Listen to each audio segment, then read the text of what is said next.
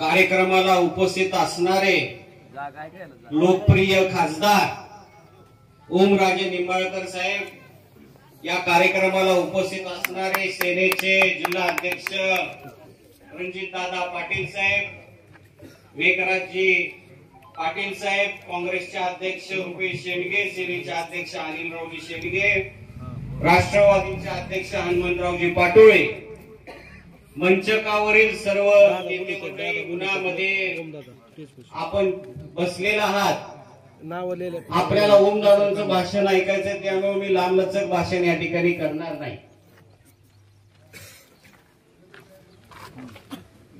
झालेल्या लोकसभेच्या निवडणुकीमध्ये महाविकास आघाडीचे उमेदवार ओमराजे निंबाळकर यांना मानकेश्वर आणि मानकेश्वर परिसरातील गावांनी अतिशय चांगल्या पद्धतीने मतदान केल्याबद्दल सुरुवातीला आपलं हार्दिक अभिनंदन मी या ठिकाणी करतो. पवार साहेबांबद्दल, उद्धव ठाकरे साहेबांबद्दल आणि राहुलजी गांधी यांच्याबद्दल एक सहानुभूतीचं वातावरण लोकसभेच्या निवडणुकीमध्ये निर्माण झालेलं होतं आणि तेच वातावरण आज आपल्याला विधानसभेच्या निवडणुकीमध्ये सुद्धा पाहायला मिळतंय, उलट वाढलेलं पाहायला मिळतंय.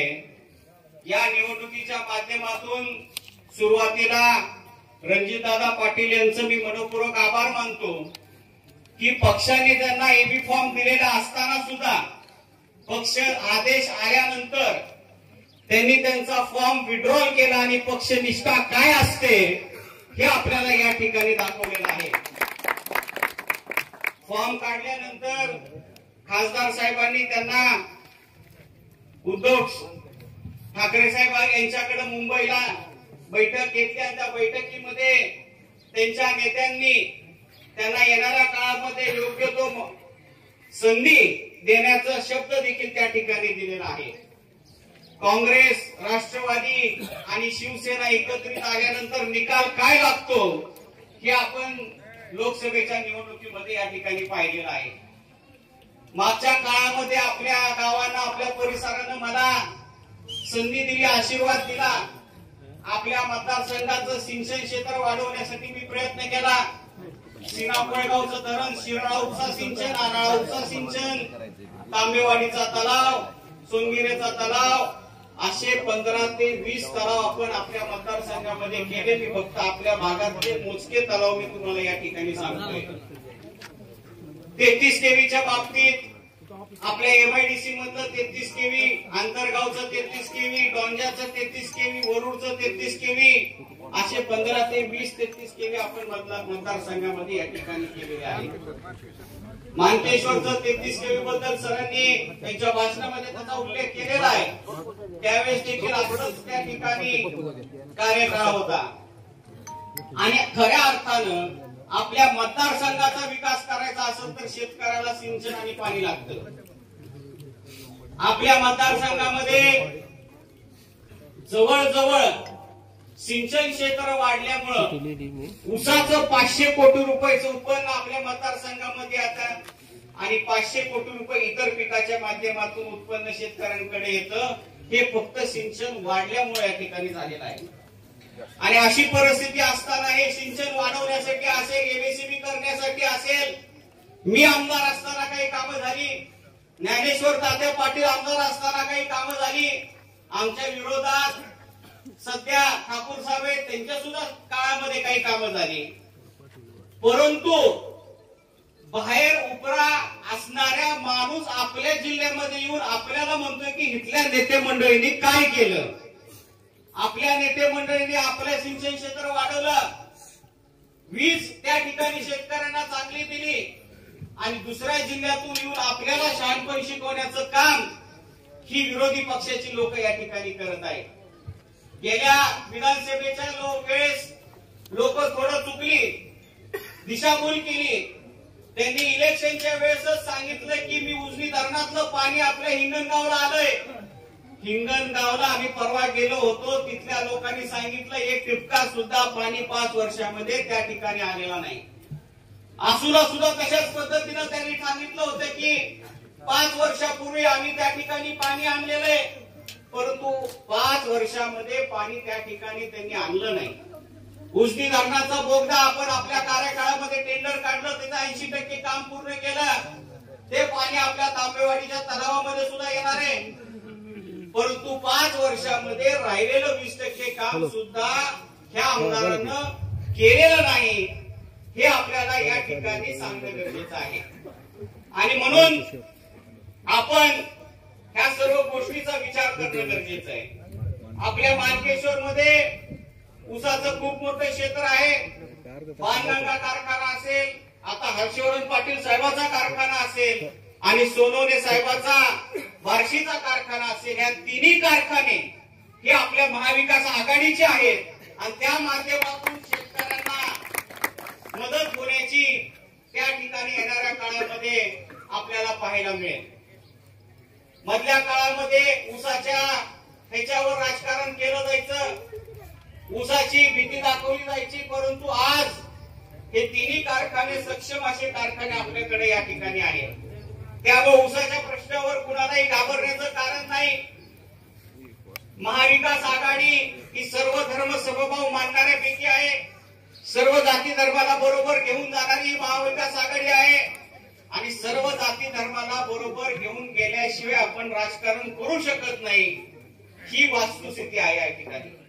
आणि अशी परिस्थिती असताना भाजपची काही मंडळी खालच्या पातळीवर जाऊन लोकांमध्ये द्वेष पसरवणारी वक्तव्य या ठिकाणी करत आहेत. निलेश राणेंनी मधल्या काळामध्ये काय वक्तव्य केलं ते भाषणामध्ये मी तुम्हाला सांगणार नाही.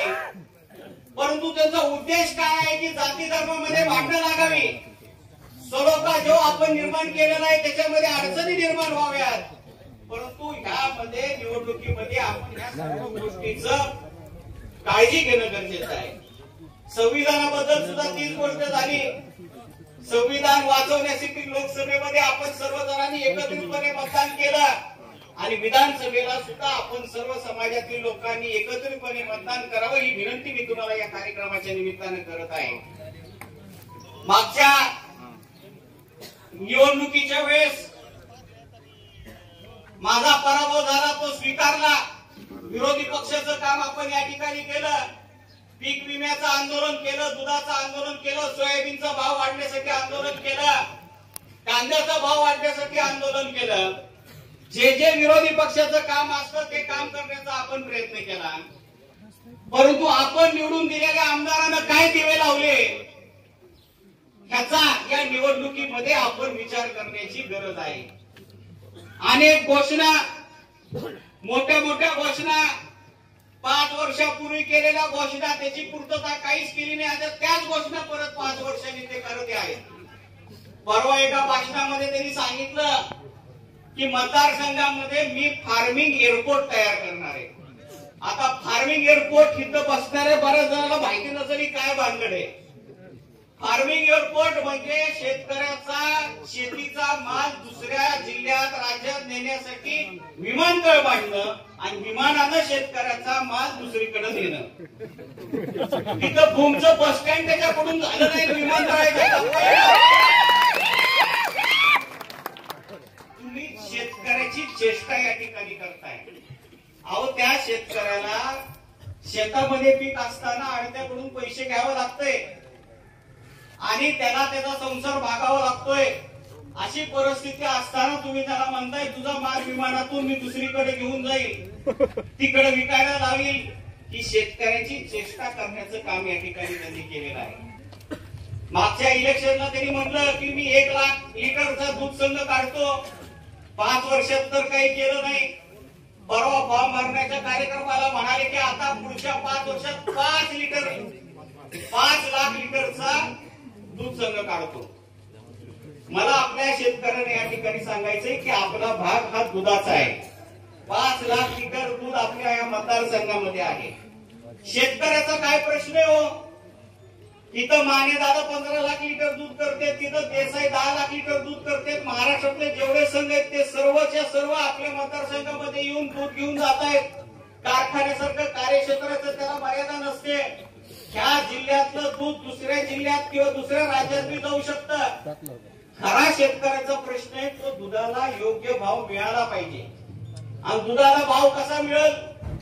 जसं तुम्ही उसाला FRP लावली, कायदा केला, त्यामुळं शेतकऱ्यांना FRP लावल्यामुळं, कायदा केल्यामुळं उसाला आज चांगला दर कारखान्याला देणं बंधनकारक झालेलं आहे. त्याच्यासाठी भांडावं लागत नाही. आणि एखाद्या कारखान्यानं तुम्हाला रेट दिला नाही FRP प्रमाणे, तर त्याच्यावर फौजदारी गुन्हा दाखल होतो. मग जे उसाचं FRPचं त्या ठिकाणी गणित आहे तेच दुधाला सुद्धा लागू केलं पाहिजे. ह्याच्यासाठी येणाऱ्या काळामध्ये आपल्याला प्रयत्न करायचे. ह्याच्याबद्दल संसदेमध्ये काही खासदारांनी प्रश्न विचारले होते. त्यावेळेस दूध हे नाशवंत वस्तू आहे किंवा पदार्थ आहे, त्यामुळे त्याला आपल्याला FRP लावता येणार नाही म्हणून केंद्राने सांगितलं. परंतु तुम्ही काय कायदा करायचा आहे करा, कसं बसवायचं ते बसवा.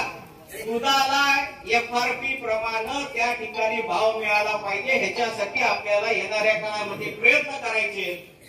त्याचं दूध उत्पादन करण्यासाठी जो खर्च आहे त्याचा विकणाऱ्याचा खर्च, एजंटचा खर्च आणि त्या शेतकऱ्याला मिळणारा फायदा हे गृहीत धरून तो भाव शेतकऱ्यांना मिळाला पाहिजे. ह्याच्यासाठी येणाऱ्या काळामध्ये आपल्याला प्रयत्न करायचा आहे. इलेक्शन संपत असताना, त्याचा कार्यकाळ पूर्ण होत असताना तानाजी सावंत यांनी सांगितलं की मी भूमला MIDC वाढवणार आहे, परांड्याला MIDC केलेली आहे, वाशीला MIDC केलेली आहे. दिसते का तुम्हाला कुठे MIDC? मी छाती ठोकपणे या ठिकाणी तुम्हाला सांगतो की भूमला आपण MIDC आपल्या काळामध्ये पूर्ण केली. तिथं रस्ते केले, पाणी केलं, 33 KV केलं. छाती ठोकपणे मी MIDCला मी घेऊन तुम्हाला दाखवू शकतो ही MIDC आम्ही उभा केलेली आहे. तुम्ही 5 वर्षामध्ये काय केलं? कसली MIDCची परवानगी नाही, त्या ठिकाणी नोटिफिकेशन नाही. आपल्या मतदाराला बुलवण्याचा प्रयत्न त्या ठिकाणी करण्याचा ह्यांचं काम या ठिकाणी चालू आहे. आणि म्हणून अशा माणसापासून आपण सावध राहिलं पाहिजे. बोलण्याची भाषा तर विचारूच नका. मधल्या एका कार्यक्रमामध्ये म्हणाले, मला जर कुणी चिमटा काढला तर मी त्याला गोळ्या घालत असतो म्हणाले भाषणामध्ये. ही बोलण्याची भाषा आहे का? दुसरं मधल्या काळामध्ये त्यांनी सांगितलं, कडवे शिवसैनिक माझ्या बरोबर आहेत आणि कडवे शिवसैनिक तिकडे आहेत म्हणाले. आता कडवे शिवसैनिक ज्यावेळेस कामाला लागतात त्यावेळेस निकाल काय येतो हे दाखवायची वेळ या ठिकाणी आलेली आहे. बचत गटाला मागच्या काळामध्ये त्यांनी पैसे दिले, त्यामुळे महिला भगिनी आपल्या काही प्रमाणात तिकडे गेलेल्या होत्या. पुरुष मंडळी आपल्या बरोबर आणि त्यांच्या घरातल्या मंडळी तिकडे जाऊन मतदान झालेलं ही वस्तुस्थिती आपण स्वीकारली पाहिजे. परंतु महिला भगिनी त्यांना पैशासाठी मतदान केलेलं नव्हतं. त्यांच्या बचत गटाला त्या ठिकाणी योग्य भाव दर वस्तूला मार्केट उपलब्ध करून देतो अशा आश्वासन त्यांनी त्या ठिकाणी दिलं होतं. आणि त्या आश्वासनामुळे महिला भगिनी त्या ठिकाणी गेलेल्या होत्या. ह्यावेळेस सुद्धा त्यांनी बचत गटाला पैसे दिलेले आहेत, परंतु हे पैसे काय त्यांच्या कष्टाचे नाहीत. आपल्या ऊसाचं काटा मारून हाणणारे हे पैसे आहेत. पैसे घ्यायला कुणालाही विरोध नाही, परंतु आपल्या महिला भगिनींना आपण हे समजून सांगण्याची गरज आहे. आपल्या घरी आपण समजून सांगण्याची गरज आहे. आपल्या वार्डामध्ये समजून सांगण्याची गरज आहे. आणि आपण जर आपल्या महिला भगिनींना ह्या सर्व गोष्टी सांगितल्या तर ह्या निवडणुकीमध्ये आपल्याला कसली अडचण येत नाही हे मी तुम्हाला या कार्यक्रमाच्या निमित्तानं सांगतो. पैसे किती कमवावे, एखाद्या माणसाचं नाव चांगल्या कामासाठी प्रसिद्ध असतं, मतदारसंघाचं नाव प्रसिद्ध असतं, परंतु सर्वात भ्रष्टाचार करणारा मंत्री म्हणून तानाजी सावंत पूर्ण महाराष्ट्रामध्ये प्रसिद्ध आहे. 6,000 कोटीचा अँब्युलन्स घोटाळा, 2,000 कोटीचा आरोग्य खात्याचा घोटाळा, 250 कोटीचा कंत्राटी कामगाराचा घोटाळा. एवढंच नाही तर ब्लड बँकचं जे आपण रक्तदान करतो त्याच्यामध्ये सुद्धा घोटाळा यांनी या ठिकाणी केलेला आहे. कुठलीच गोष्ट सोडलेली नाही. पण ह्या गोष्टी मी सांगितलेल्या आहेत का? मीडियामध्ये ह्या गोष्टी आलेल्या आहेत आणि ह्या गोष्टी पूर्ण महाराष्ट्राला आज माहिती झालेल्या आहेत. त्यामुळं कुणी त्यांनी साडी वाटू, साखर वाटू, हे सर्व गोष्टी आपल्या कष्टाच्या पैशातून, मारलेल्या टॅक्सच्या पैशातून ह्या चालू आहेत. हे आपण या ठिकाणी समजून घेण्याची गरज आहे. मी लांबलचक या ठिकाणी बोलणार नाही, कारण ओमदादांना या ठिकाणी बोलायचंय. परंतु ही निवडणूक आपल्यासाठी अतिशय महत्वाची आहे की निवडणूक लढवत असताना आपली लढाई कुणाच्या विरोधात आहे ही आपण या ठिकाणी समजून घेण्याची गरज आहे. आपली लढाई महाराष्ट्राला भिकारी बनवणाऱ्या माणसाच्या विरोधात आहे हे आपण या ठिकाणी समजून घेण्याची गरज आहे. मराठा समाजाच्या आरक्षणाची खास म्हणणाऱ्या माणसाच्या विरोधात आहे हे देखील आपण या ठिकाणी समजून घेण्याची गरज आहे. मधल्या काळामध्ये मी संवाद दौरा चालू केले, त्यावेळेस त्यांच्या कार्यकर्त्यांनी त्यांना सांगितलं की तुम्ही सुद्धा संवाद दौरा चालू केला पाहिजे. ज्यावेळेस तानाजी सावंत यांनी संवाद दौरा चालू केला त्यावेळेस दुसऱ्या ते तिसऱ्या दिवशीच सगळ्या गावामध्ये त्यांना विरोध होऊ लागला. एका शेतकऱ्यांनी विरोध केल्यावर बोलल्यावर त्यांनी त्यांना सांगितलं शेतकऱ्याची अवकात काढण्याचं काम तानाजी सावंतनी केलं. त्या निवडणुकीमध्ये हे शेतकरी सुद्धा तानाजी सावंत यांची अवकात दाखवल्याशिवाय राहणार नाहीत हे आपण या ठिकाणी समजून घेण्याची गरज आहे. संवाद दौरा झाल्यानंतर ते म्हणाले आता गर्दी जमाना म्हणून ऑर्केस्ट्राचा कार्यक्रम ठेवला, पैठणीचा कार्यक्रम ठेवला. बर एखादा उमेदवार इलेक्शनला उभं राहायचं म्हटल्यावर त्या कार्यक्रमाला हजर तर राहतंय.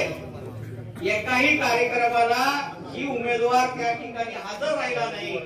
आजकाल ऑर्केस्ट्राचे कार्यक्रम आपल्या गणपती मंडळाचे जे आपलं मंडळ असतंय ते तरुण पोरं सुद्धा कार्यक्रम अशा पद्धतीचे ठेवतात. पालकमंत्र्यांकडून अपेक्षा काय? जिल्ह्याचा विकास झाला पाहिजे, तालुक्याचा विकास झाला पाहिजे. ही कामं त्यांच्याकडे ते सोडून कुठंतरी साखर वाटप, साड्या वाटप यांनी लोकांचा विकास होत नसतो हे आपण या निवडणुकीच्या माध्यमातून समजून घेणं गरजेचं आहे. आपण बराच वेळ उन्हामध्ये बसलेला आहात.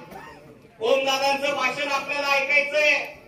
त्यांच्या माध्यमातून अतिशय लोकप्रिय आणि लोकांची कामं करणारे खासदार आपल्याला या ठिकाणी मिळालेले.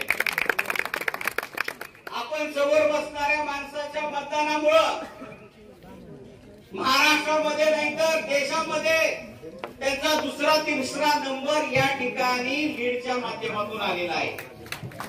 एवढं मोठं मताधिक्य कुणाला या ठिकाणी मिळालेलं नाही, कारण त्यांची लोकप्रियताच तेवढी आहे आणि त्यांचं भाषण तुम्हाला या ठिकाणी ऐकायचंय. त्यामुळे मी रामनाथचं भाषण या ठिकाणी करत नाही. येणाऱ्या 20 तारखेला आपण तुतारी वाजवणाऱ्या माणसाच्या चित्रासमोर बटन दाबून मतदान करावं ही विनंती मी तुम्हाला या कार्यक्रमात